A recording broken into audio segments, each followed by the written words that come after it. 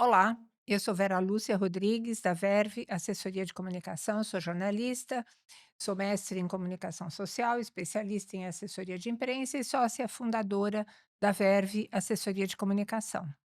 Hoje, o tema do nosso podcast é a importância da comunicação para executivos e o papel do relacionamento com a imprensa.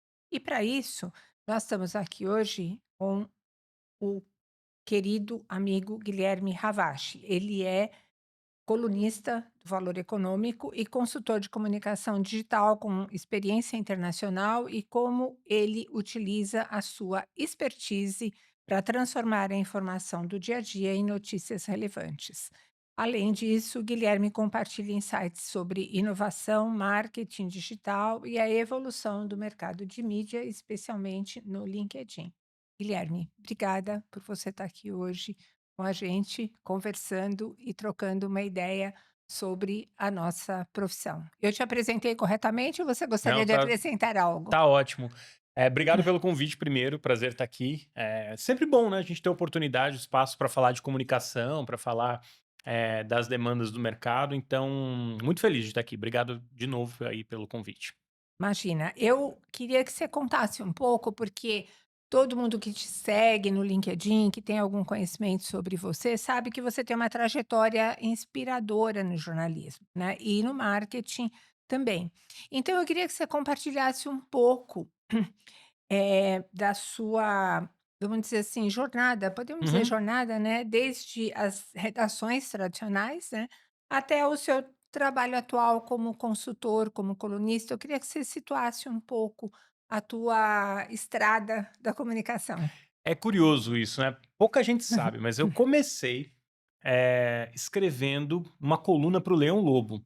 Uma Ah, é? coluna de entretenimento, eu brinco, né, fofoca também, mas muito focada para o mercado de entretenimento, novela. O Leão é um grande especialista em novela, entende demais o mercado de TV. E aí ele me convidou para escrever ele tinha uma coluna na Agência Estado, e aí eu fui trabalhar com ele nessa coluna.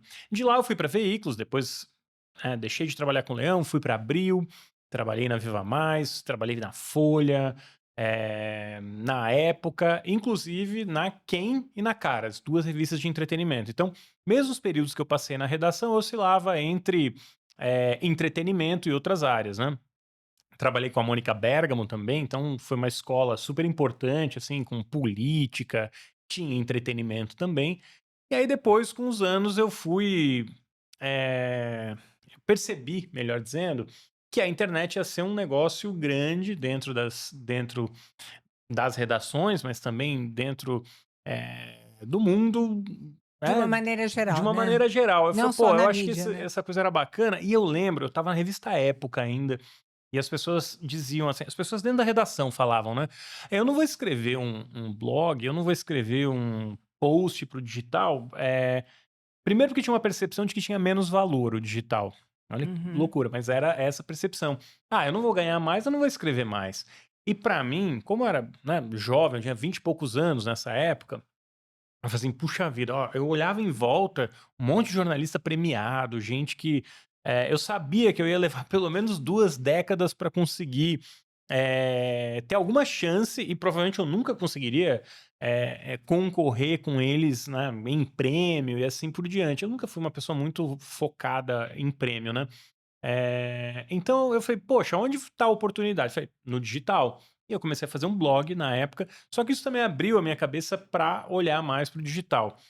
Esse do blog, eu acabei concluindo que eu deveria ter uma experiência mais digital, fui estudar marketing digital mais tarde e fui trabalhar em empresa. Aí eu trabalhei tanto no mundo corporativo quanto em agência também. Uma agência Certo. que fazia comunicação, tinha relações públicas também e também um pouco de publicidade, ou bastante de publicidade, dependendo do ponto de vista.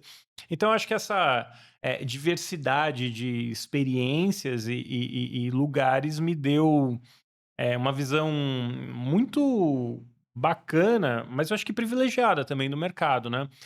Muita gente às vezes faz a carreira inteira numa agência ou sempre na redação ou como cliente dentro de uma área de marketing, e eu tive a sorte de poder passar por essas 3 áreas, né.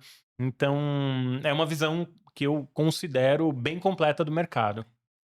Sim, e assim, como é que foi, assim, o como é que eu vou te dizer? Como é que foi o início? Essa história com o Leão Lobo que você contou que pouca gente sabe. Ah, Como é que pois foi é, isso? é Me curioso, né. conta. É, Eu trabalhava no McDonald's na época, eu tinha imagina, eu fiz faculdade trabalhando no McDonald's, né. você Na fez faculdade jornalismo, eu fiz rádio e TV, na rádio e verdade, TV, rádio e tá. TV. Tinha Mas é várias comunicação. disciplinas É. comunicação social, fiz várias disciplinas de jornalismo, inclusive. Eu trabalhava no McDonald's, enfim, faculdade pública, mas eu tinha que pagar minhas contas, né, eu saí de Uhum. casa cedo. E aí eu trabalhava no McDonald's, e um dia eu estava escorregando brincando de escorregar num piso molhado, caí e rompi o ligamento do ombro. E Meu aí eu fiquei Deus. engessado, assim, fiquei com, né, o braço preso no corpo, 40 dias, só que aí eu ganhei uma licença médica. Que eu vou fazer? Eu falei: "Olha", estava em férias, estudava em Bauru. Bauru não tem, pelo menos quando eu fiz, né, 20 e tantos anos atrás faculdade, não tinha muito o que fazer, no período de férias, né, é uma cidade que é muito universitário, muita gente saía, viajava. Aí eu falei: "Bom, eu vou para São Paulo". E eu lembro que minha mãe, foi na Rádio Globo, conheci uma pessoa na Rádio Globo, e ela falou: "Ah, você não quer ir comigo, já que você faz rádio e TV?" Eu falei: "Pô, vamos lá". E aí, eu cheguei na Rádio Globo, um um diretor veio cumprimentar, né, minha mãe estava indo lá, e ele falou: "Ah, quando você quiser", e aí ela comentou que eu fazia rádio e TV, né, ela falou: "Quando você quiser vir", ele falou: "Quando você quiser vir, fica à vontade, você vem". Eu falei: "Não, então amanhã eu venho". Claro. Aí eu fui na rádio, primeiro dia, e eu percebi que as pessoas não gostavam de atender o telefone. Eu falei: "Vocês não querem que eu atenda o telefone?" Eu estava com o braço engessado. Mas o outro estava Na bom, verdade né. era o braço esquerdo, então o direito eu conseguia escrever, e aí eu fiquei assim, eu atendia telefone assim, né, era meio ridículo, né, de ver, mas, foi ali que eu comecei. Aí eu fiquei uns 5, 6 dias atendendo telefone, eu ia lá todo dia, não tinha, né, "Ah, pelo menos eu tô perto de uma coisa que eu quero fazer", que na época era rádio, né, e eu queria ser técnico, não era a minha ideia, não era nem a parte de escrever, nem nada. Só que aí o Leão Lobo me viu trabalhando e ele falou assim: "Olha, eu tenho uma vaga para escrever sobre TV, e, enfim, você faz rádio e TV, pode ser uma boa, porque você entende como funciona a tecnologia e tudo mais". Eu falei assim: "Mas Leão, eu não sou jornalista". Ele falou: "Não, eu preciso de alguém que queira aprender, que queira fazer, vamos fazer um teste". Eu falei: "Vamos". E aí, assim, eu fui trabalhar com o Leão, um cara super sério, super, super sério, entende muito de TV, e o Leão realmente me deu assim, sentava comigo, escrevia as colunas, falava que estava errado, falava que estava certo. Trabalhei quase um ano com o Leão, e depois surgiu uma oportunidade para eu ir para a Editora Abril. E aí eu fui trabalhar, surgiu é modo de dizer, né, porque é sempre a minha história é sempre assim, né, não é que a oportunidade aparece, isso é importante que se diga para as pessoas, assim, jornalismo ou Claro. qualquer carreira, na verdade. Você tem que cavar as oportunidades, né. Eu tinha uma amiga, que trabalhava na Editora Abril e conhecia uma diretora na Abril, a Cláudia Judice. A Cláudia Judice e a Laura Capriglione estavam começando a Viva Mais. Eu fui conversar com elas para ver se surgiu uma oportunidade. Claro. Acho que elas me receberam para serem Senti simpáticas, gentis, né. pra serem gentis com essa pessoa que elas conheciam eh, na Abril. E aí eu fui para essa conversa, eu cheguei cedo, eu sempre tento chegar cedo, um pouco mais cedo. Elas estavam numa reunião de pauta, eu sentei perto e ouvi que elas não estavam conseguindo entrevistar, o bispo Marcelo Crivella, né. Estava difícil falar com ele na época. Aí eu bati um papo com elas, eu percebi que assim, tudo bem, se tiver alguma coisa, aí eu falei assim: "Olha, eu consigo falar com o Crivella". Você Eu não nem tinha conhecia, não tenho tinha a menor certeza. ideia de quem era o Crivella, quer dizer, tinha uma ideia de quem era, mas não sabia como ia chegar e tudo mais. Só que foi "Bom, eu consigo falar com o Crivella". E aí eu descobri que aí fui atrás, né, descobri que o Crivella ia estar, eh, se eu não me engano era um Teleton, enfim, era algum desses programas de, eu não lembro o programa exatamente, mas eu lembro exatamente a cena, assim. Eu vi que o Crivella chegou por uma van nos fundos, daí eu falei assim: "Bom, se ele chegou pela van, ele sai pela van". Aí estava todo mundo lá dentro, aí eu parei do lado da van, quando a van foi pra buscar o Crivella, eu peguei e entrei na van. Assim, abriu a porta, eu entrei. Quando o Crivella entrou, eu já estava dentro da van.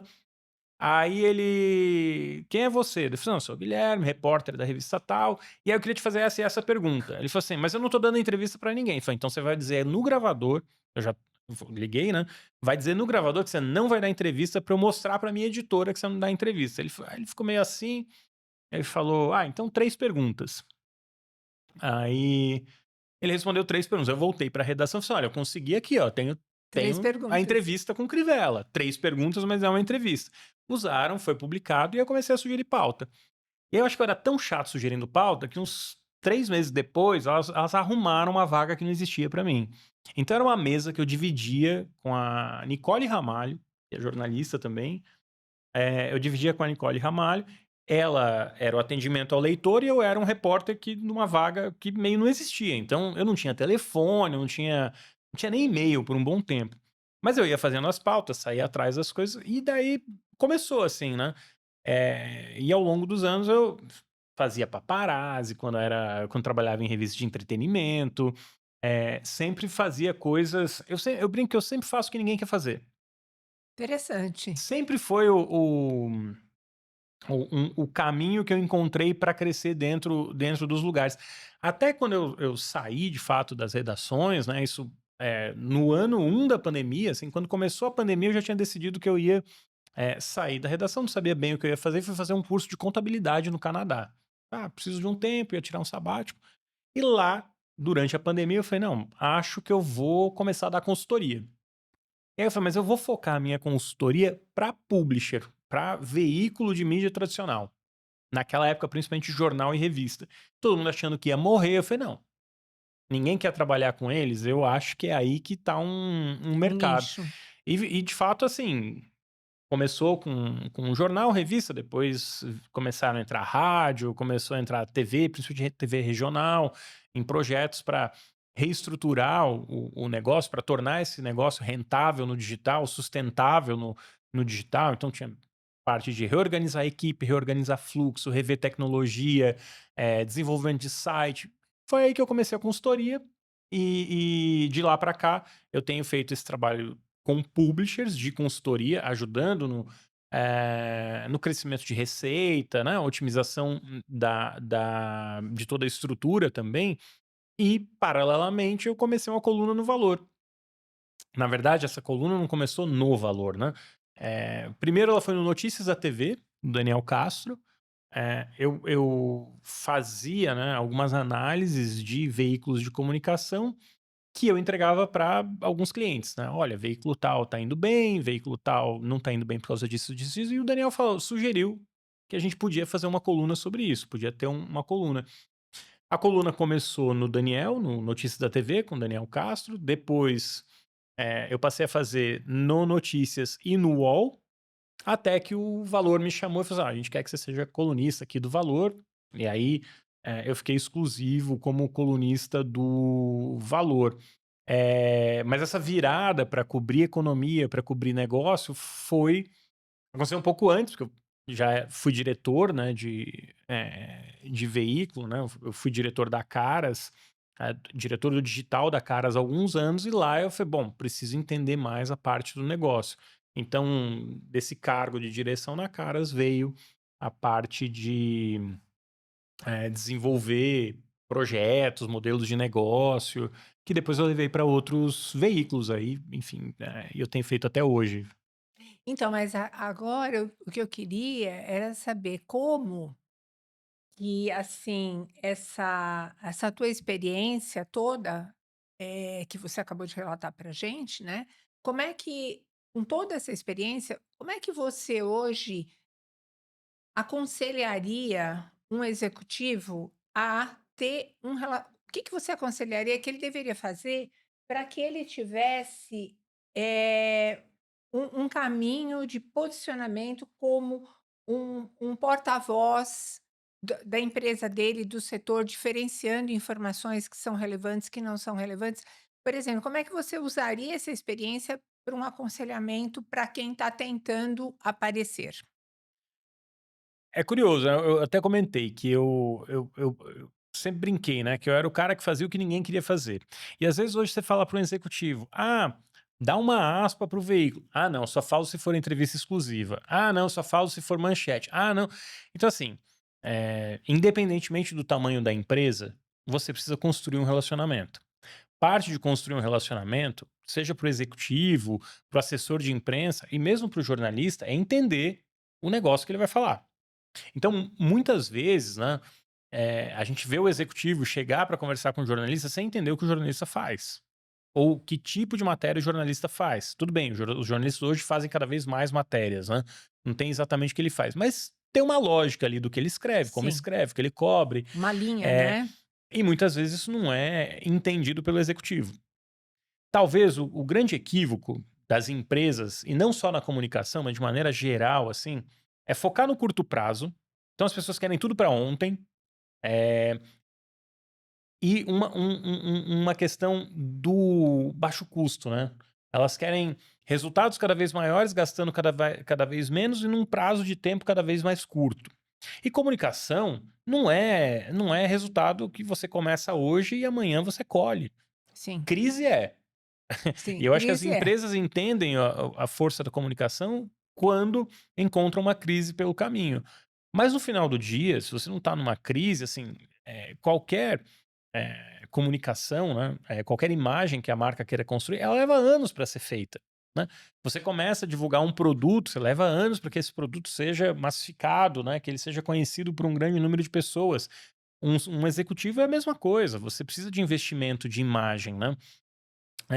E não é só entrevista para o jornalista, se você tem um perfil na rede social, claro que se você é o CEO de uma multinacional, gigante, vai facilitar você ser mais reconhecido mais rapidamente. Mas ninguém vira CEO de uma multinacional de grande porte sem ter tido uma jornada, e sem ter aproveitado as oportunidades ao longo do caminho, E né. ter visibilidade, né. Eu acho que assim, a visibilidade, ela também é resultado daquilo que você apresenta ao longo do caminho, né. Sim.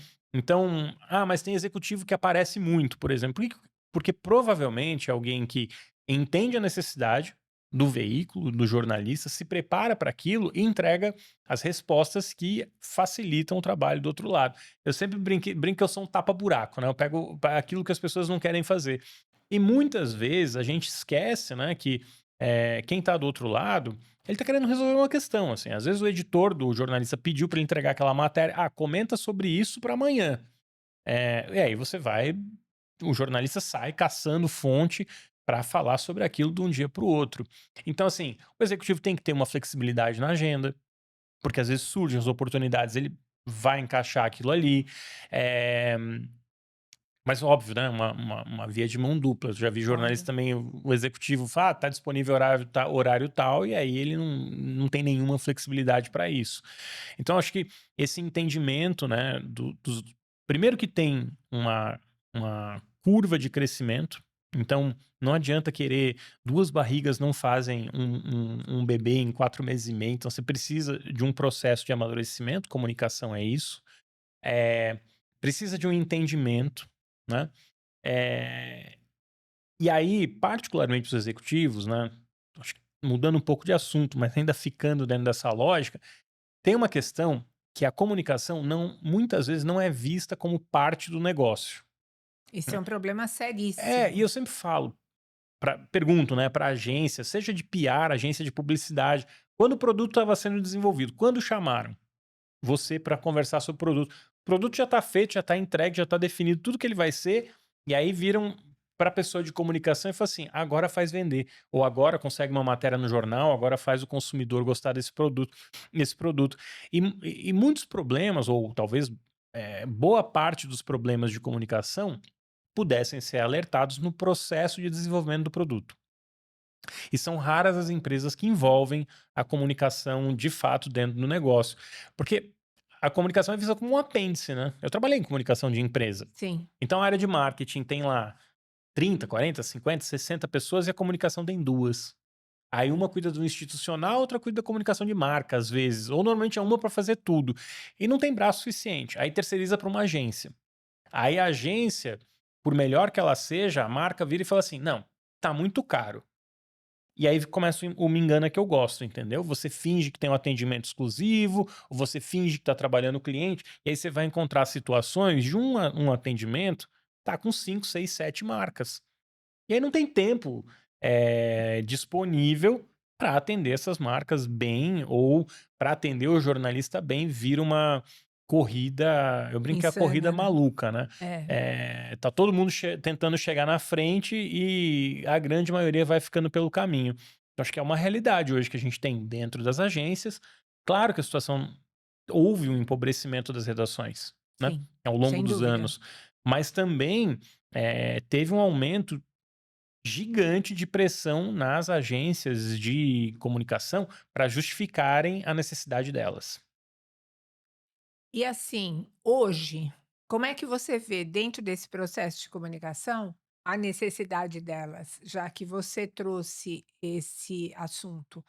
Como que é que dentro desse escopo, então você dá consultoria para a mídia em si, Uhum. para o jornal, para a revista, e tem o universo da empresa, como que fica esse meio de campo? Como é que você acha que pode haver um equilíbrio entre necessidade de um e necessidade de outro? Você acha isso possível? Por que eu estou te perguntando isso?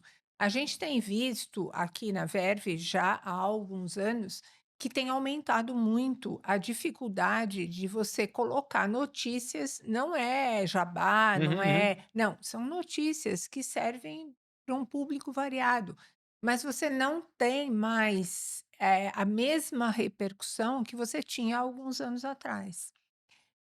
É, Como você assim, vê essa isso? questão da visibilidade, se você perguntar hoje para as marcas, vamos lá, pensa nas grandes empresas aí de consumo, Nestlé, Unilever, Procter, P&G, enfim, Kraft, né.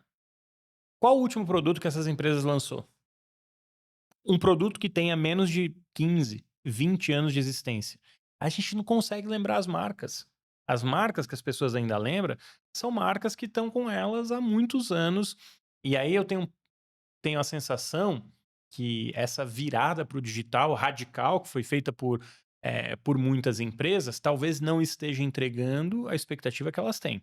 Sim, Claro que tem uma dinâmica, né, da economia de atenção hoje em dia, que a gente está disputando atenção com muita coisa. A gente briga com telefone celular, a gente briga com streaming, para ficar em tecnologias que alguns anos atrás, poucos anos atrás, não existia, ou não existiam, né. uhum. Então, hoje um adolescente, ele tá lá com o estímulo constante, né, o adolescente todo mundo, né, estímulo constante do telefone celular, vídeo curto, e acaba ficando pouca informação. Tá difícil reter a atenção das pessoas. Mas por outro lado também, tem esse pensamento, né, de que o digital resolve tudo. E Por que não é quê? verdade. Assim, não tem mídia boa ou ruim, eu sempre falo isso. Tem a Sim, mídia que funciona pelo preço certo. Então talvez a percepção, né, talvez o que esteja acontecendo nos últimos anos, se criou uma narrativa de que se a marca não está colocando no digital, a marca é velha. Se a marca não está investindo no digital, ela é ultrapassada. Se o diretor de marketing não faz digital, ele envelheceu, ou ele não é moderno. E aí vão se matando coisas, ou vão se abandonando coisas que são muito efetivas. e que não poderiam ser Relações abandonadas. públicas é muito efetivo quando bem Claro, feito. A gente sabe que a capacidade que o evento tem de fazer as pessoas lembrarem da marca é muito forte. sim. Eh, a TV, "Ah, não, TV ficou velho, a audiência da TV caiu". Tudo bem, a audiência da TV em grandes números pode ter caído, mas é tão difícil hoje em dia você reter a atenção do número grande de pessoas, que a TV ainda é muito relevante. Sim. Muita agência não coloca dinheiro em rádio, muito veículo não, muita agência esquece do rádio, mas quando você olha o número do rádio, né, o número de audiência do rádio, o tempo que as pessoas consomem, e a confiança que o rádio tem no Brasil, é assombroso, assim, é assombroso. Aí a gente vê as pessoas: "Ah, pô, na internet não dá para acreditar no que a gente vê". E no rádio você vê pesquisa, com mais de 80% das pessoas dizendo que confiam no rádio. É. E é uma mídia que não está sendo muito Hum, visível, não está por sendo muito quê? levada em Ah, porque consideração. é uma mídia centenária, e aí, pelo fato de ser centenária, pode parecer ultrapassado. Então, assim, a minha leitura é que as marcas, as pessoas de comunicação, quem está nos times de marketing, precisam, reavaliar, eh, o piloto automático, né. Muita empresa, muita marca vem fazendo o que faz, porque está no piloto automático. E acha que o digital é a saída para E tudo, o digital é importante, mas não é a saída mas para não tudo. resolve tudo. É, Como nada resolve tudo, né, não tem uma sim. coisa que resolva tudo de todas. E tem que olhar custo, né. O digital ficou caro sobre muitos aspectos. Eu acho que isso as pessoas, talvez não estejam observando atentamente, porque não é só o quanto você paga, é o quanto de valor você tem, é o quanto você investiu e o quanto de retorno você está tendo para aquilo. E assim, uma discussão grande que se trava hoje, e parece que é uma coisa entre comunicadores jovens e comunicadores velhos, né, se é que a Uhum. gente pode chamar assim, é: "Não, o impresso vai acabar". Você vive ouvindo isso. E eu não acho que esse é o ponto. Eu não acho que você pode, dizer que você vai para um lugar porque o outro vai acabar. Eu acho que comunicação não é isso verdadeiramente. Primeiro, porque você não tem uma bola de cristal para saber o que vai acontecer no mercado. Segundo, grandes veículos que foram para o digital não deixaram de ser impressos. Então você vê, por exemplo, grandes cases como o Estado, todos têm digital valor, mas eles também têm impresso. Ah, eles diminuíram a tiragem? Eles diminuíram a tiragem, mas eles continuam com o modelo impresso. Então, eu vejo que poucas pessoas, Guilherme, têm a sabedoria de encarar a comunicação como uma ciência. E como ciência, com muitas facetas e composta por muitas variáveis que têm que ser administradas por um bom maestro, caso Uhum. contrário, o fracasso é iminente.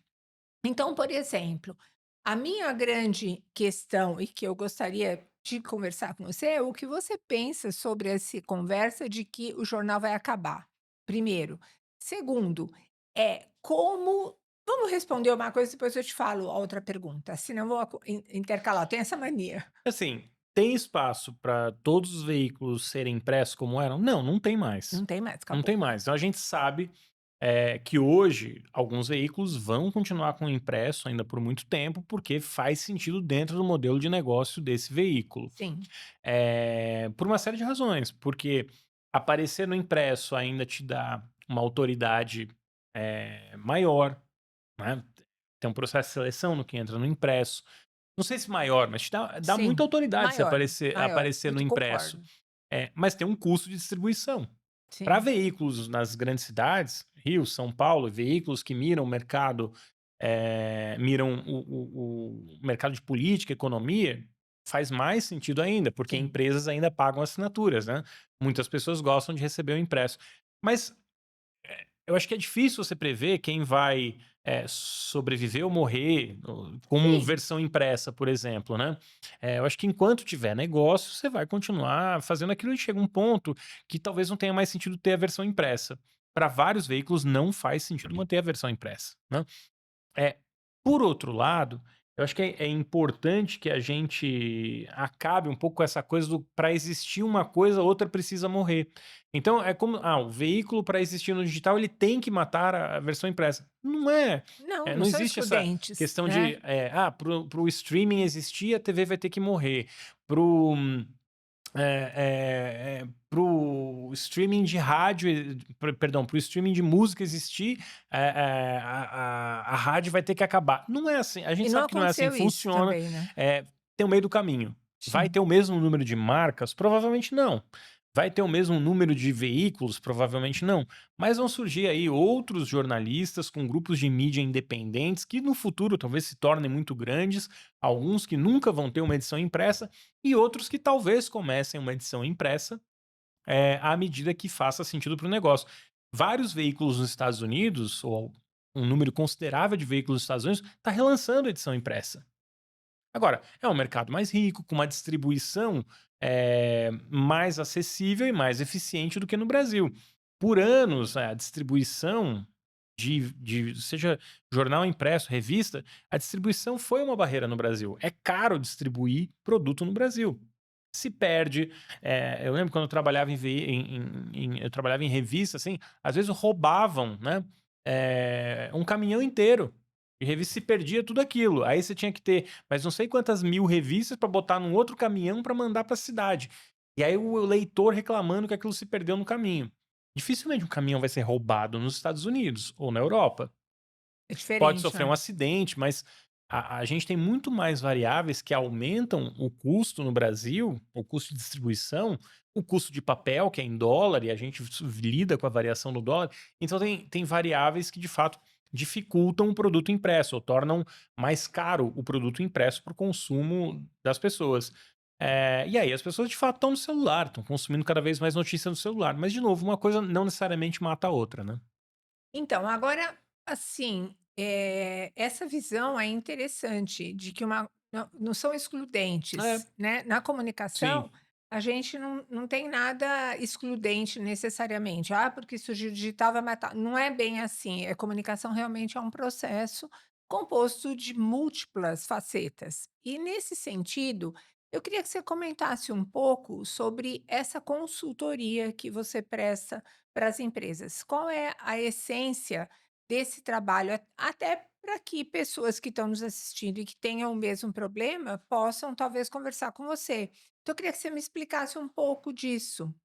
Pode ser? Assim, eu costumo resumir o que eu faço, assim, hoje um veículo tradicional tem uma marca sempre muito conhecida, ou Tá, normalmente conhecida, ou ele já não existiria mais, mas nem sempre essa marca ela é alavancada ou utilizada da melhor forma possível no digital, né. tá, Às vezes por uma barreira tecnológica ou em vários casos, assim, as marcas ou as empresas não sabem por onde começar.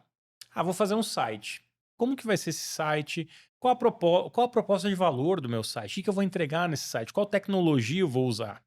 Eu devo pagar 10, 100 ou 1 milhão por essa tecnologia? Então tem uma série de questões que nem sempre estão claras para as empresas que hoje né, a consultoria, a minha consultoria e o time, né, que trabalha nela ajuda a esclarecer. Tem aí no segundo ponto, muitas vezes são veículos grandes, né, que têm atuação nacional, mas têm oportunidades de otimização, né. Essas oportunidades de otimização podem ser de SEO, podem ser de modelo de operação da redação, pode ser, de tecnologia mesmo, né, como você implementa uma tecnologia talvez mais eficiente, mais barata. Então, assim, eu brinco que não tem uma receita de bolo, né, a gente conversa muito quando a gente entra nos projetos para entender, primeiro o que é sucesso, né. Eu acho que esse é o grande desafio quando a gente vai montar projeto de comunicação. O que é sucesso sucesso para mim, né, sucesso para um veículo pode ser ganhar mais dinheiro. Mas assim, a que custo? Se ele está perdendo credibilidade de marca. Ah, não, sucesso para mim é construir mais credibilidade ou ser mais uma marca mais conhecida. Mas faz sentido se você está perdendo dinheiro no negócio? Mas também, muitas vezes, as marcas querem tudo. Ah, eu quero aumentar a audiência e quero ganhar mais credibilidade. E a gente sabe que um conteúdo mais popular vai trazer mais audiência, principalmente no digital. sim. Mas tende a puxar, a depreciar o valor da marca. Eu posso fazer um conteúdo incrível, que vai agregar muito valor de marca, mas que talvez seja visto por um número menor de pessoas por uma dinâmica do próprio algoritmo. O Google é fator determinante hoje na audiência de qualquer veículo. E a gente sabe, que o Google ele tende a mostrar, menos conteúdo de política, por exemplo. Ele mostra entretenimento, até menos entretenimento nos últimos tempos, é muito serviço, por exemplo. É, Né. E aí os jornalistas estão na redação justamente tentando fazer mais matéria de política, mais matéria de de economia, economia. que é o que não vai tão bem ali no Google. Não economia, eu digo taxa de juro, economia tradicional, não a economia popular, por exemplo, né. Uhum, Qual produto é mais barato vai te ajudar a fechar o mês devendo menos, por exemplo, né. uhum. Entendi. Você tem como compartilhar algumas dicas para os nossos seguidores de como é que eles podem identificar conteúdos e a relevância de conteúdos para eles construírem algumas narrativas estratégicas Uhum. e manter um bom relacionamento com a imprensa para, de certa forma, torná-la notícia. Você tem como dar alguma Eu dica? acho que o primeiro ponto é identificar quem é a sua audiência, né. Eu acho que assim, identificar onde você quer chegar, ou pensar aonde eu quero chegar, para montar, traçar um plano mesmo, o que que eu Sim, quero fazer com isso, assim, o que que é sucesso para mim? Ah, sucesso para mim é aparecer numa matéria do Valor, né. Bom, Isso é para s todo mundo. eu acho que Todo mundo quer isso, mas precisa ver quem consegue. todo mundo quer, mas assim, como que eu vou construir a ponte para chegar nisso? É muito difícil chegar no valor. Será que eu preciso chegar no valor? Pode ter tem um veículo intermediário? Claro que se eu chegar no valor, ótimo. Mas você pode chegar no valor como uma fonte, né? Ou pode construir as suas credenciais para ser uma fonte pra uma reportagem do valor. Agora, dificilmente você vai conseguir isso sem entender o veículo para o qual você quer chegar. Eu estou falando valor, mas pode ser rádio, pode ser TV, pode ser seja lá o que for. Mas algo grande, algo que tenha audiência, que dê É, e assim, visibilidade, e aí eu realmente. vejo as redes sociais. Hoje não tem as pessoas falam comigo de tudo que é jeito. Você me chamou no LinkedIn, eu Sim, respondi. A gente não se sim. conhecia antes disso, Não, você isso se acompanhava meu conhecer. É. mas você me chamou, eu falei a gente começou a conversar, eu falei: "Ok, faz sentido a gente ter". E eu respondo, assim, eu gasto um tempo considerável respondendo todo mundo que me procura no LinkedIn. Assim como eu respondo pauta, um dia talvez eu não dê conta de responder todo mundo, mas por enquanto eu ainda respondo. Então assim, tem um canal aberto. Sim. Agora, esse canal não vai durar muito se você também não entende aquilo que eu escrevo ou aquilo que eu falo, né. Qual o sentido de eu gastar o meu tempo, investir o meu tempo, se você não investiu o seu tempo lendo ou entendendo aquilo que eu faço? Então, assim, é importante que exista, uma equivalência de esforços num certo sentido. E muitas vezes o CEO de uma empresa, ele fala assim: "Ó, eu já sou CEO da empresa".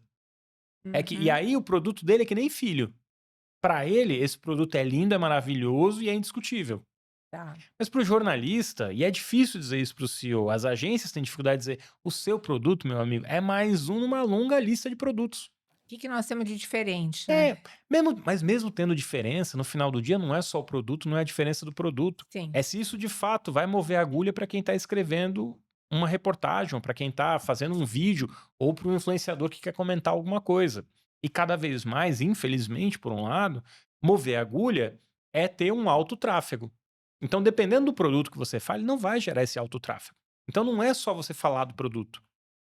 É você, de alguma maneira, criar uma narrativa, criar uma história que faça esse produto ser relevante dentro de um contexto que aquele jornalista cobre ou que é relevante para o jornalista. Mas, de novo, acho que assim, essa pressa das empresas joga contra. Não se quer construir um relacionamento. Se chega a dizer, minha pauta é essa, faz. E 90% das vezes não vai render, 99% das vezes não vai render uma pauta. É porque Porque não é assim que funciona, porque né? produto tem vários, tem muito produto chegando, mas assim, como esse produto s as minhas colunas, por exemplo, o que que eu tento fazer? Olha, tem uma visão, tem um senso comum que diz isso, mas talvez tenha uma outra perspectiva Que não foi que não vista, foi vista e que diz pode ser exatamente levantada. isso que está dizendo o É. senso comum. Então assim, eu comecei a levantar questões das big techs, né, há anos atrás. E na época eu parecia um maluco, né, eu falava da questão, do peso do Google com os algoritmos dentro do jornalismo, como isso levava o jornalismo para um lugar, muito complicado, que era só a busca pela audiência, não tinha, quando você tá Serviço, só informação. atrás quando você tá atrás só de audiência, é uma corrida para o fundo do poço. É, porque cadê o que interessa mesmo para o seu leitor, né? Mas eu acho que o leitor tá interessado em entretenimento, ele tá interessado em fofoca, ele tá interessado em tudo isso. O problema não é esse, mas a questão é, quem assina um veículo, uma grande marca, tem a expectativa de encontrar esse tipo de conteúdo dentro daquele veículo? Então, tem uma distorção que o digital criou dentro das empresas e principalmente nas empresas jornalísticas, de que tamanho é a resposta para tudo.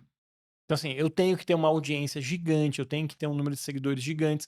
As marcas olham isso. Então, os publishers, né, os editores, eles estão tentando entregar volume, porque as marcas olham isso. Agora, quando você vai comparar o volume de qualquer veículo com o volume de inventário, né, de espaço publicitário da Meta, do Google, vai ser sempre pequeno. Agora, o que não dá para comparar é a qualidade, a confiabilidade do conteúdo jornalístico com o que a gente encontra dentro das redes sociais.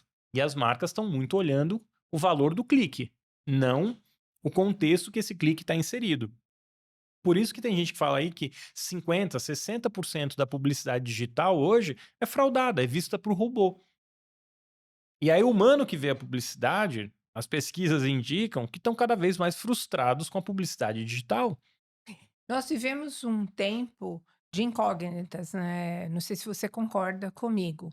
Isso que você acabou de falar, na minha opinião, é da mais absoluta relevância, porque alguém está olhando um número que é falso, que é um Sim, número de robô, e que o robô não vai comprar. Teoricamente, não vai ter o retorno que a marca espera. de jeito nenhum, E não como é vai que a ter. gente sai dessa sinuca de bico? Você tem alguma ideia como consultor? É que essa sinuca de bico, ela é conveniente. A gente não sai porque Sim, ela é conveniente. Por que que ela é conveniente? Hoje, a marca chega para o anunciante e fala assim: vou dar um exemplo concreto. Eu trabalhei com uma empresa, essa empresa queria cortar custos de investimento em mídia, né? Só que ela ia sair da TV, ia perder o alcance da TV. sim.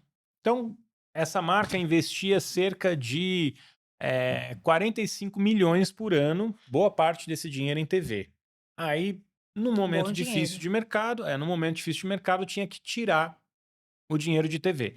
Só que, para todo mundo receber bônus dentro da empresa, do CEO, passando pelo diretor de marketing, passando por toda a estrutura, essa empresa tinha que alcançar um número de pessoas com a comunicação. Isso alguns anos atrás. O que ela fez? Ela tirou a TV e colocou o Facebook e o Google, mas principalmente o Facebook. Então fazia um post patrocinado e aí dizia assim: alcançamos 100 milhões de pessoas. Eu lembro que um dia eu vi um relatório e tinha lá um alcance de 450 milhões de pessoas. Eu perguntei, mas gente, a gente alcançou um Brasil e meio? Todo mundo viu essa marca? Se todo mundo viu, por que que ninguém lembra quando eu pergunto para um monte de gente? O digital, como ele tem uma dinâmica de inflar mesmo o número, tem muita fraude, tem número inflado, ele fez com que muita gente perdesse a noção de tamanho. Então você faz um projeto hoje de branded content, assim, teve 3.000 visualizações, 5.000 visualizações, só isso? Como só Por isso, quê? né? Pô, são 5.000 Quem são esses pessoas. cinco Onde você mil, coloca 5.000 né? pessoas para fazer É, um jantar, né? Agora, exatamente. quando você pega os dados lá do Facebook, você, o conteúdo foi visto por 5 milhões de pessoas. E Mas que conversa moveu? Que história aquilo de é, fato, se aquilo de fato marcou, de alguma maneira as pessoas para que elas lembrem da sua marca. Então acho que assim, as redes sociais, a gente pensou, né, a gente tinha essa crença de que elas iriam facilitar a comunicação, aproximar as pessoas, diminuir barreiras, mas o que a gente viu é que não é só sobre conectar pessoas, é sobre como os algoritmos influenciam as pessoas, como os algoritmos fazem com que você pense de uma maneira ou outra. entendo. Então, e essa dinâmica do algoritmo a gente ainda não está considerando. É o algoritmo que infla a audiência, mas ele infla como essa audiência? Gerando conteúdo divisivo, fazendo com que as posições mais extremistas que as pessoas têm façam com que outras pessoas sigam aquele conteúdo. Então, quando eu vou lá, ataco alguém, essa pessoa engaja, né? Porque ela responde ao ataque, outras vão engajar também dizendo que é um absurdo, e aí a gente tem o que a gente vê hoje, né? Essa Uhum. guerra que viraram as redes sociais, essa polarização extrema, que leva, né? A ataques constantes à democracia, e isso reflete, né, nos veículos de comunicação. Os próprios jornalistas são mais atacados, né? Essa busca por uma audiência crescente, constante. Então, acho que isso, sem dúvida, assim, regulação de Big Tech. E a gente não, assim, não é pedir muito, é pedir que as regras que já valem fora do digital para a produção de conteúdo também valham Vale dentro do para o digital. digital, Ninguém está né? pedindo nada do outro mundo, É, assim. nada São excepcional. as mesmas regras que já valem para aquilo que é publicado fora do digital sejam válidas também no digital, que é basicamente que a plataforma que publica seja responsável pelo conteúdo que ela Claro, publica, como é a exatamente. TV, como é o rádio, como é o jornal, como são todas essas Como é a outras imprensa de uma plataformas. maneira geral, né? Não só a imprensa. Se você tem um site da sua empresa e dentro desse site da empresa você vai lá e diz que o produto do seu É, você é responsabilizado. concorrente É, é falso, você tem que provar aquilo. Ou ele vai te processar e você vai ter um problema. Nem no seu site, nem você mesmo escrevendo, você pode escrever o que você quiser, sem ser responsável por aquilo que você faz. Mas para as plataformas, eh, por uma lei criada anos atrás, né, nos Estados Unidos, que faz com que elas não sejam responsáveis por aquilo que elas publicam, elas ganham passe livre para qualquer coisa. Para ter ataque a minorias, para ter ataques à democracia, para estimular, a quantidade de publicidade que vem de crime dentro das plataformas digitais é assombrosa. É assustador, né. Olha qualquer pesquisa que você vai ver, assim, é produto falso, droga ilícita sendo vendida dentro das plataformas. Eh, eu não consigo ver um cenário que isso é seguro para os anunciantes. Eu Então, também não. eu vejo as empresas falando muito em brand safety, a gente tem preocupação com ESG, sustentabilidade, mas no final do dia, essas empresas estão colocando dinheiro justamente em plataformas que não se importam com conteúdo divisivo, que estimulam o ataque, muitas vezes, né, pela postura, estimulam o ataque às minorias. Isso aqui, não, de maneira alguma, é um ataque a quem trabalha nessas empresas, tá? Não, não é isso, eu É, tô eu entendendo. conheço várias empresas, tem gente super séria, eu tenho muito amigo trabalhando nessas empresas, e eu sei que eles também estão preocupados. Uhum. Hoje não tem ninguém tranquilo com o que está acontecendo nas redes sociais. Mas tem um lobby poderosíssimo, a gente viu, né, na posse do Trump, tava lá, assim, os CEOs das principais gigantes de tecnologia alinhados com o Trump. E aí você tem disso uma série de questões, né? Eh, que tipo de benefícios essas empresas vão receber? Essas empresas, porque são mais ricas ou porque têm bilionários donos, deveriam receber mais ou menos benefício? Então, todas essas questões que a gente tem hoje em dia não tão claras. E óbvio, né? Essas empresas usam a força, o poder e o dinheiro que elas têm para diminuir a regulação do setor, né? Eu queria então, dentro de todo esse contexto, você como consultor que tem ajudado as empresas a otimizar suas estratégias de conteúdo e usando a imprensa a seu favor, que tipo de conselho você daria aos executivos que desejam transformar informações do dia a dia em notícias impactantes? Ainda falando do velho e bom modelo tradicional de colocação de notícia na imprensa. Assim, eu acho que as pessoas têm que as pessoas entender melhor, né? E eu sei que a vida, a rotina de um CEO, de um executivo, é muito difícil, né? É, mas de fato ele precisa entender aonde ele quer chegar, aonde ele quer. É, o que ele quer alcançar, né? E muitas vezes ele vai para uma entrevista, não lê o briefing, não sabe com quem ele vai falar. Então, acho que assim, essa parte de preparação, de entendimento é importante. Tá trabalhando próximo da agência, que assim, eu não entendo, eu tenho dificuldade, melhor dizendo, de entender. Você foi lá, contratou uma agência de comunicação. Tá. Ou você acredita no que essa agência fala pra você, ou você precisa trocar de agência. Um dos 2, né. Porque tem alguma coisa errada, né? Assim, eu não sou arquiteto. Se eu vou fazer uma reforma na minha casa, eu vou seguir o que esse arquiteto tá falando. Se eu acho que ele não tá me dando Respaldo, um né. se eu não sinto confiança no que ele tá falando, eu preciso trocar de arquiteto. Mas eu não vou reformar uma casa sem conversar com um engenheiro e sem ter um arquiteto, né? Sim. Não uma grande reforma. Não vou construir um prédio sem ter especialistas. Mas, de certa forma, comunicação é que nem futebol, né? Todo mundo entende um pouco, todo mundo tem um palpite, todo mundo sabe o que quer. E eu não estou dizendo que os CEOs não são, não teriam a capacidade de avaliar isso. O CEO, qualquer executivo, qualquer pessoa. Mas se você não está em sintonia com a sua agência, dificilmente você vai conseguir construir algo relevante também. E muitas vezes é um trabalho de paciência, não acontece da noite para o dia. E é óbvio, né, a gente está aqui falando de assessoria de imprensa, está falando de PR, mas assessoria de imprensa e PR não é só construir ou conseguir matéria na capa do veículo. Vai Claro que muito não. além disso, Sim, claro né? que não. Tem posicionamento de marca, tem construção de relacionamento. O mercado é muito amplo e algumas marcas não têm um produto maduro o suficiente para estar no valor, ou na exame, ou num grande veículo, ou não tem um executivo preparado para estar lá nessa posição. Ou não tem alguém que enxergue outras possibilidades de colocação fora do valor, E, porque, é- por exemplo, existem muitas revistas especializadas, tem muita mídia e focada, e E que de você novo, assim, é aquela história de que hoje os executivos estão tentando ser sempre tudo muito rápido e muito grande, né. Eu quero um Uhum. número cada vez maior. Claro que é incrível estar no veículo que você sonha estar. Seu sonho de consumo, né. É, mas às vezes, pô, eu acompanho veículo segmentado. Sim, eu Eu também. vejo uma notícia num veículo segmentado, pô, isso aqui é bacana.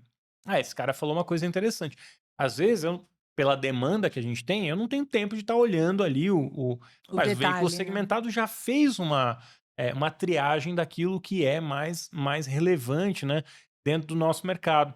Então acho que realmente é uma jornada de construção, não acontece da noite para o dia, e tem que ter paciência. E eu vejo as pessoas hoje, não só em comunicação, em todos, né, em todos os sentidos, com cada vez menos paciência. E assim, co como é que você capta conteúdo para tua coluna? Onde você só de curiosidade, assim, onde que o que que te atrai? Você recebe material de assessoria, você vai atrás, como é que é o teu É, processo? eu tento não ficar em É mailing. É, curiosidade, tá. assim, a gente precisa eu acho que o primeiro ponto é otimizar tempo, né. Eu tento não estar em nenhum mailing. Tá, Por quê? Chega um volume muito grande, é difícil. já tem gente publicando mailing, já tem gente fazendo triagem de mailing. Eu demoro para escrever. Aliás, desculpas a todas as pessoas que eu entrevistei, conversei e não consegui fazer a matéria ainda, porque é isso, muitas vezes não dá tempo. Tá acontecendo, sabe? Eu faço uma entrevista, eu acho que essa semana eu vou publicar isso. Aí acontece como o DeepSeek, né? A plataforma Uhum, chinesa hum, de IA que apareceu e de repente virou notícia. A minha é. coluna de hoje é sobre isso. Ah, Mas eu deixei de fazer outra coluna lá atrás. Isso vai acontecendo. Então, assim, eu acho que eu tento conversar muito com o mercado, com as pessoas, tem algumas pessoas, óbvio, que são mais próximas, que a gente tem uma relação, que eu tenho uma relação mais próxima, que ajudam a construir, né, o que está colocando ali. Eu brinco que uma coluna sou eu escrevendo e várias pessoas falando. uhum. Só que por questões de mercado, várias vezes elas não aparecem ali, nem querem aparecer, né. Para o executivo, às vezes vale mais o ponto de vista dele, tá no contexto do que necessariamente a imagem dele. Sim. Então, o primeiro ponto, eu não leio o release, eh, posso até dar uma olhada, mas estou fora de mailing, porque vem muito.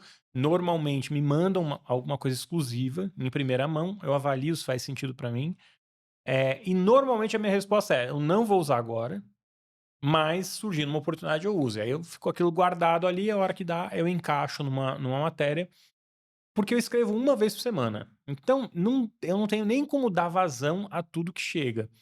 Eh Eu tô até pensando em maneiras de talvez agilizar esse processo, mas ainda eu brinco que eu faço um trabalho artesanal, né. Eu sento Tá. lá para escrever, são 3, 4 horas escrevendo, vendo anotação, uma coluna hoje ela leva aí pelo menos um dia para ser feita, entre as pessoas que eu conversei. Claro que a coluna ela me ajuda também, em outras coisas, me ajuda na consultoria, me ajuda a organizar as ideias, ajuda, a né, no futuro a fazer relatórios, a montar cases, então dentro da engrenagem ela funciona bem, mas é um dia que eu vou parar ali para escrever um texto. Então são textos bem apurados, tem muita pesquisa ali antes do que escreve, tem muita conversa com o executivo também. E assim, como já que você tocou nesse assunto de receber muito material de assessoria e tal, como você vê, e aí a gente já vai finalizando, como é que você vê o futuro dessa relação assessor de imprensa e profissional da redação? Eu vi que você teve alguns artigos acompanhando a discussão do release gate, É, do excesso de e-mail, etc. Então eu queria que você assim, desse uma ideia final de como é que você vê essa relação para o futuro. tem espaço para tudo, eu acho que esse é o primeiro ponto, né, não é que o disparo de release vai acabar ou que a publicação automática de release vai acabar, e tem espaço para isso, funciona para muita gente. Acontece porque funciona. Desse mar de release que é disparado, vários são publicados. E para Uhum, o cara entra na conta dele, o cliente fica feliz e tá tudo certo. Agora, ao mesmo tempo, tem um outro lado, né, o tipo de trabalho como eu faço, né, que não é massivo, que ele demanda apuração, mais até do que apuração, muita conversa, né, muito entendimento do mercado, você ajuda a ter alguém fazendo meio de campo. né? entendi. Porque muitas vezes o assessor não é, não é um cara que é, é só um jornalista trabalhando para uma empresa. Às vezes é um cara que cobra 20, 30 anos num setor e conhece tudo do setor. Quantas matérias que eu já comecei, né? Colunas que eu comecei, e um assessor falou assim, pô, mas fala com fulano de tal. Ah, lembra de não sei o quê. E eu tenho assessores, assim, que me mandam sugestões e insights super relevantes há anos. E eu confesso que alguns eu nunca dei matéria, porque nunca teve uma pauta que eu, né, que eu visse. eh, Relevância, não é nem é relevante, mas não encaixava ali com o que eu faço. Mas até hoje eu tenho a hora que surgiu uma pauta que encaixe, com certeza eu vou fazer você essa vai usar. pauta. Mas também nunca teve uma cobrança, nunca foi transacional. "Ah, eu vou te passar isso, porque Mas aí você você vai me vai me dar dar uma isso. É, uma coluna". Mas acho que tem uma questão de respeito, né. A claro. gente construiu um relacionamento ao longo dos anos, eu respeito muito o que ele faz, que me ajuda muito, e na primeira oportunidade que eu tiver e que for pertinente, né, para a comunidade ali que eu trabalho, eu vou dar também. Claro. Como que, algumas maneiras que eu encontrei de agilizar o processo, né, ou de aumentar a vazão para isso. Tem uma newsletter, que são opiniões mais pessoais, mas que eu também coloco algumas informações que eu recebo que eu acho pertinentes, mas que não cabem na coluna. Entendi. Então essa foi uma maneira. Os vídeos que eu faço lá no LinkedIn, nas redes sociais, posts que eu faço no LinkedIn, às vezes eu encaixo ali algumas informações que não sustentam uma coluna inteira, mas acabam dando vazão a isso. E um retorno para quem também está, né, Com ainda que seja certeza. pequeno, né. Eu sempre pergunto assim: "Olha, não serve para o valor, tudo bem se eu der na minha newsletter?". Eu não peço exclusividade, eu acho que hoje o mundo está tão grande que a Que não dá, exclusividade né. faz cada vez menos sentido. O que as pessoas querem é um insight, né, elas querem alguma perspectiva nova daquilo que está acompanhando. Está todo mundo falando, do DeepSeek agora, né, dessa plataforma nova chinesa, qual o insight novo, qual a perspectiva nova que eu posso trazer para esse debate? É. E Qual que é aí, o que ninguém olhou e ainda, né. várias vezes os assessores ou executivos trazem trazem essas ideias novas, trazem essa perspectiva nova. O que eu faço é reproduzir no meu texto. Às vezes eu vou dar crédito para essa pessoa quando é conveniente para ela. Às vezes é um concorrente que de jeito nenhum quer aparecer ali, porque É. para ele não ficaria confortável naquela posição. Mas o relacionamento está sendo construído, né? Como dizia minha avó, cada momento exige uma atitude, né. Então Exatamente. é isso. Agora eu te agradeço muitíssimo a tua presença aqui, a tua vinda, o teu tempo, e eu queria que você contasse um pouco dos teus projetos para 2025 e como é que as pessoas te acham, né, como é que elas te localizam, É, eventualmente se quiserem trocar uma ideia e tal. Deixa acho os que seus contatos, pode ser? LinkedIn, Guilherme Ravache, no LinkedIn eu acho que é o jeito mais Tranquilo. fácil de encontrar o meu conteúdo, de ver os vídeos, tá tudo reunido lá. No LinkedIn, com certeza, botar Guilherme Ravache, LinkedIn, e der um Google, vai aparecer meu nome lá no topo. Às vezes eu demoro um pouco para responder, porque tem um volume grande ali de mensagem, mas é uma plataforma que eu gosto bastante. Assim, o que eu projeto para 25, né? Eu tenho tentado estruturar uma maneira de conseguir ser mais efetivo nessas demandas que surgem de conteúdo jornalístico, né? Acho que a parte de consultoria tá muito bem resolvida, tem uma estrutura, tem uma equipe que me dão apoio, resolve bem. Mesmo redes sociais, hoje tem uma pessoa que me ajuda com vídeo, que é o Pedro, tem a Yulia que tá me ajudando ali também a programar post, a escrever texto, ela escreve a newsletter comigo e assim, ajuda muito, então eu consegui estruturar bem. Mas a parte de coluna, a parte jornalística, ainda sou só eu. Eu que escrevo, eu que apuro, eu que faço. Então, por exemplo, encontro de relacionamento. Eu recebo muito pedido de encontro de relacionamento. Toma tempo. Então, o que eu imaginei? Bom, talvez fazer um podcast. Que quando me ligarem para fazer um encontro, vamos, a gente vai, bate um papo, faz um podcast. Disso já vira mais conteúdo que pode ser editado por outras pessoas. Isso é uma coisa que eu tenho pensado no podcast esse ano. Me convidaram para fazer livro também, mas eu confesso que eu ainda não consegui sentar para escrever o livro, mas é uma coisa que eu gostaria muito de fazer, assim, ou de voltar a fazer. Eu já publiquei no passado, mas eu acho que agora seria um momento interessante para voltar a fazer.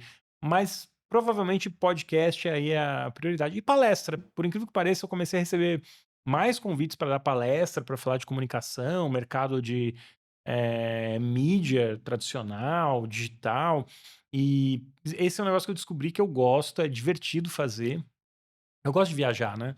Então eu sei que esse ano eu já vou passar, já tem assim programado até novembro, são 7 semanas viajando. Que bom. Para fazer evento, palestra, né, tudo isso já tá, tem aí 49 dias que vão ser dedicados a isso, e é muito legal, porque traz perspectiva nova, Claro. você conhece pessoas novas, você ouve vozes diferentes, né? Às vezes aqui a gente fica só em São Paulo, fica muito.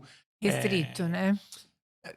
São Paulo é um mundo, né? Você tá É. restrito, mas ao mesmo tempo com uma visão sempre que leva para o mesmo lugar, assim. E, pô, e Uhum. quando eu vou para o Rio Grande do Sul, quando eu vou para Pernambuco, enfim, para todos os estados, tem coisas incríveis sendo feitas nesses estados, de tecnologia, de comunicação, mídia, isso é muito legal, poder ter Que essa bom, troca.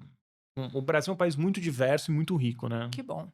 Mas de verdade eu te agradeço muito o seu tempo, agradeço tua vinda, espero que a gente continue essa conversa em outros momentos e aviso a todos que na semana que vem nós vamos estar de volta com um novo episódio de Comunicação é Tudo. Muito obrigada.